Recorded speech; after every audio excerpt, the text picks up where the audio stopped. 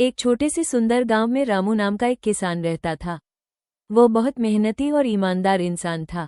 उसके पास ज्यादा जमीन नहीं थी, लेकिन वो अपनी छोटी सी जमीन को ही अपना खजाना मानता था।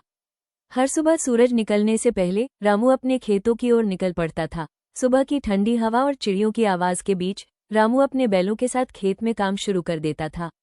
वो मिट्टी को जोतता, बीज बोता और फसलों की देखभाल करता।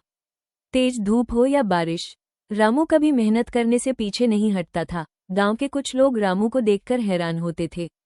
वे कहते, रामू, तुम इतनी मेहनत क्यों करते हो? रामू मुस्कुराकर जवाब देता, मेहनत करने वाला इंसान कभी भूखा नहीं रहता। एक साल गांव में बारिश बहुत कम हुई। खेत सूखने लगे और फसल खराब होने लगी। गांव के किसान चिंतित हो गए। सबको डर था कि इस साल खाना भी मुश्किल से मिलेगा। लेकिन रामू ने हार नहीं मानी। वो रोज खेत में जाता, पौधों को पानी देता और उम्मीद बनाए रखता। कुछ दिनों बाद आसमान में काले बादल छा गए। तेज हवा चली और फिर शुरू हुई जोरदार बारिश।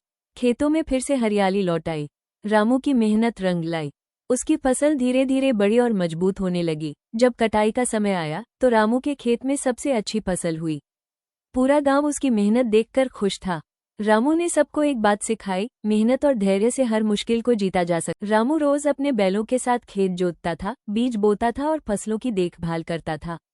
कभी तेज धूप होती, कभी बारिश होती, लेकिन रामू कभी काम से पीछे नहीं हटता था। गांव के कुछ लोग उसे देखकर कहते, इतनी मेहनत क्यों करते हो? रामू मुस्कुराकर कहता, मेहनत ही किसान की असली ताकत है। एक साल बारिश बहुत कम हुई। खेत सूखने लगे और फसल खराब होने लगी। गांव के कई किसान परेशान हो गए, लेकिन रामू ने हार नहीं मानी। वह रोज खेत में जाता, पौधों को पानी देता और भगवान से प्रार्थना करता। कुछ दिनों बाद अच्छी बारिश हुई और रामू की फसल फिर से हरी भरी हो गई। धान कटाई के समय रामू की फसल पूरे गांव में सबसे अच्छी हुई। गांव वाले रामू की मेहनत देखकर बहुत खुश हुए।